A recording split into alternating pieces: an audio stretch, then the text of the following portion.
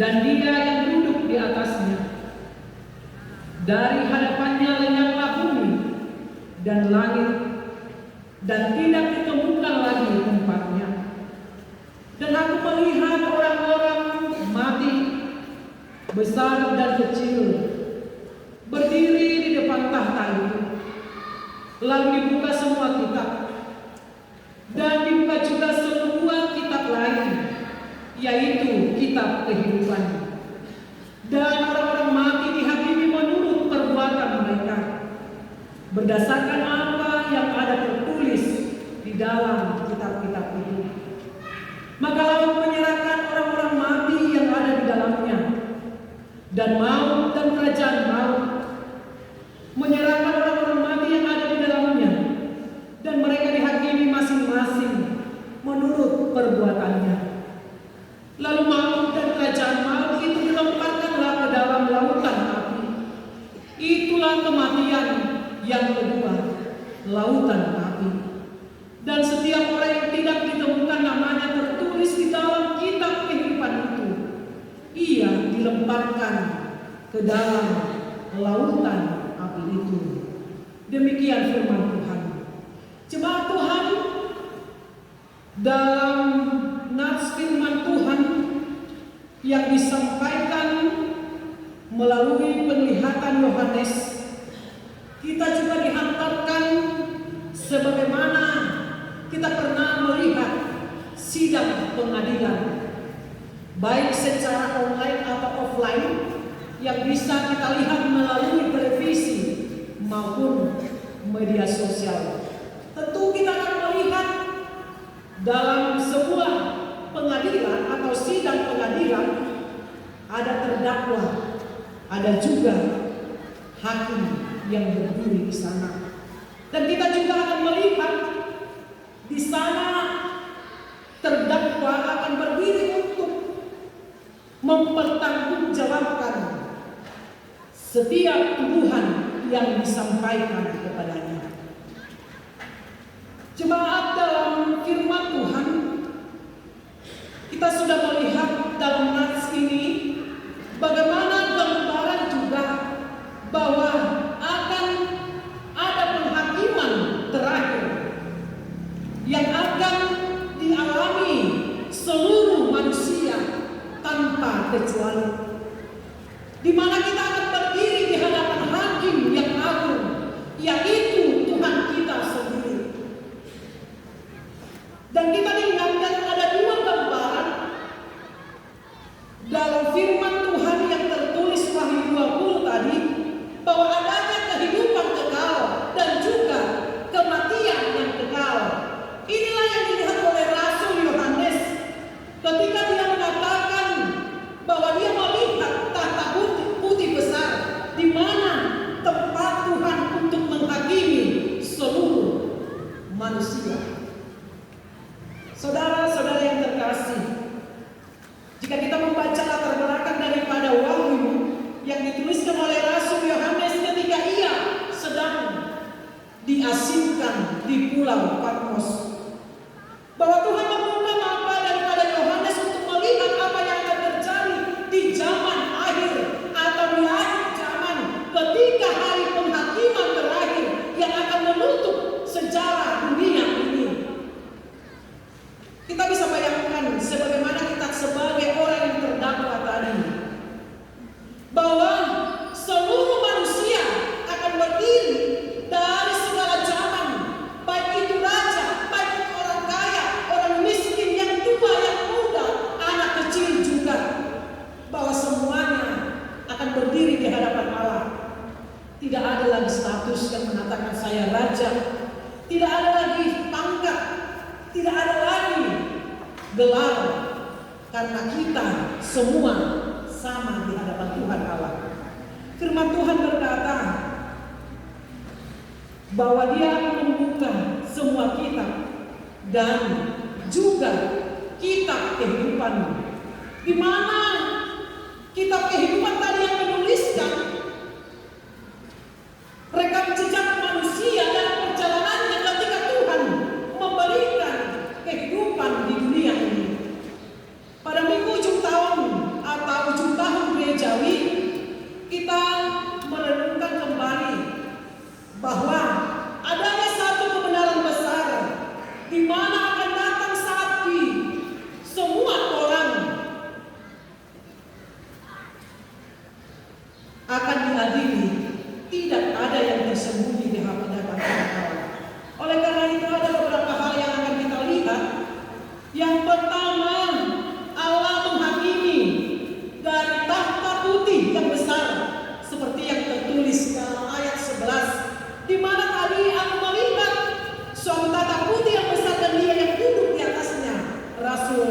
tuliskan.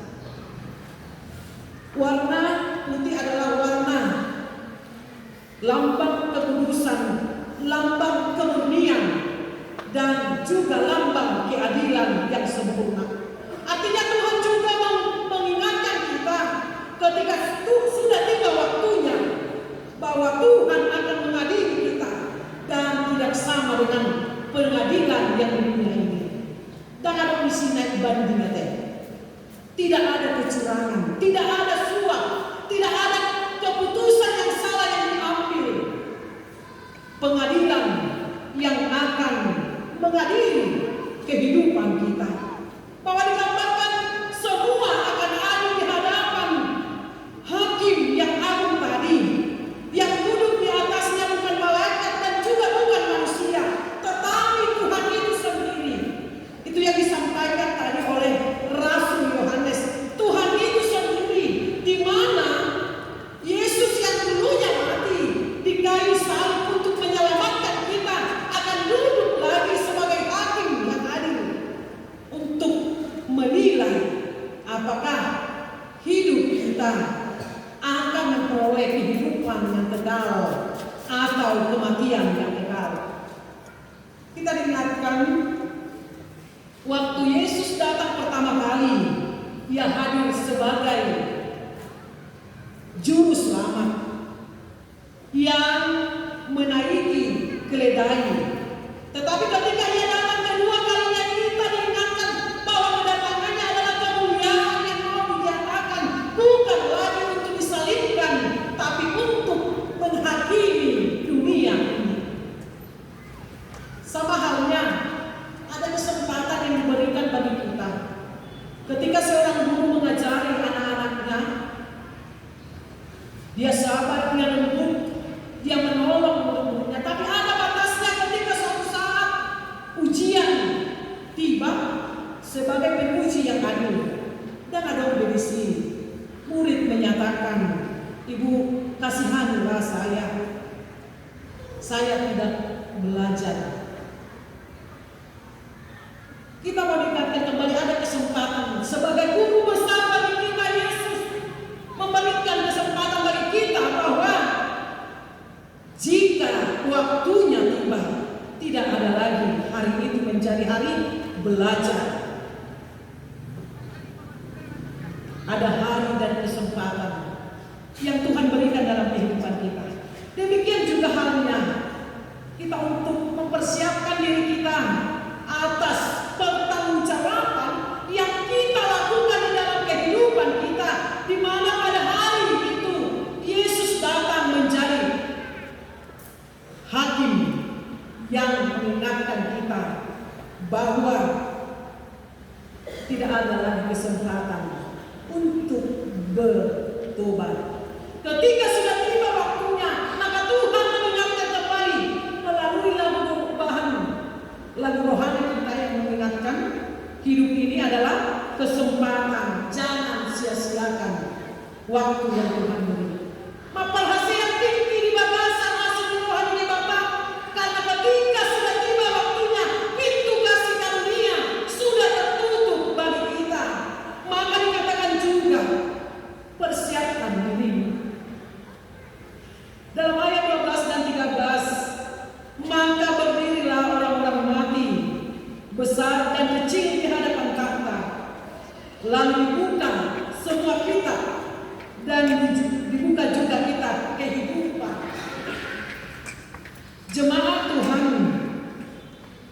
dalam kitab kehidupan Tuhan Allah mencatat setiap perbuatan kita, setiap pikiran dan perkataan kita.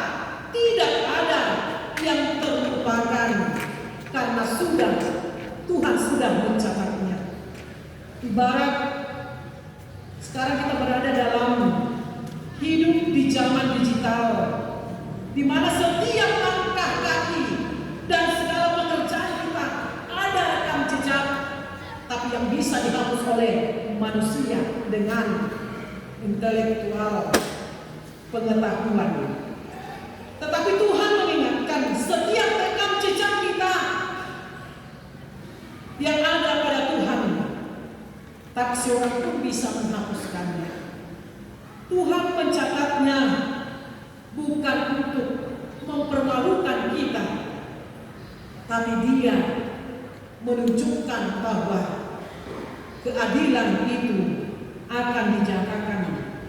Dia bukan untuk mempermalukan kita, tapi karena Dia adil, kita harus mempertanggungjawabkan apa yang kita lakukan. Bahwa setiap kebohongan, setiap perbuatan, tidak ada yang tersembunyi di hadapan Tuhan Allah. Baik setiap kasih yang terabaikan dalam kehidupan kita, semua akan dibuka di hadapan Tuhan Allah. Dalam Pengkhotbah 12 ayat 14 dikatakan, karena Allah akan membawa setiap perbuatan ke pengadilan yang berlaku atas segala yang tersembunyi, entah itu baik, entah itu jahat. Mungkin kita hari ini boleh menipu orang lain, tapi tidak untuk Tuhan.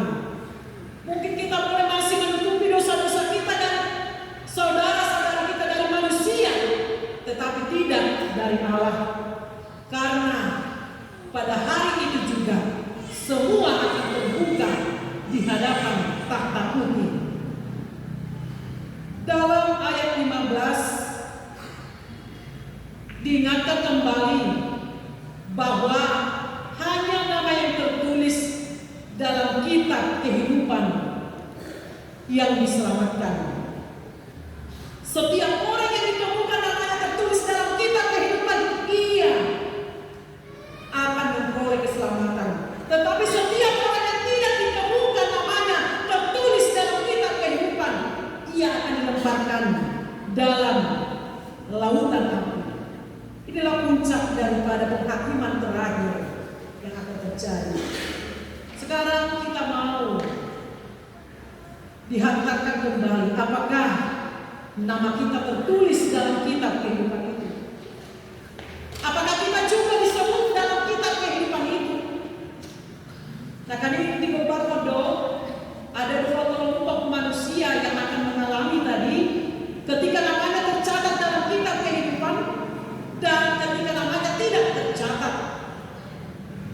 Kitab kehidupan adalah daftar orang-orang yang diselamatkan oleh Kristus Yesus, bukan karena perbuatan baik, tapi karena iman yang sejati dan yang mau bertobat, bertransformasi, berubah untuk menjadikan Tuhan Allah tetap dalam kehidupannya.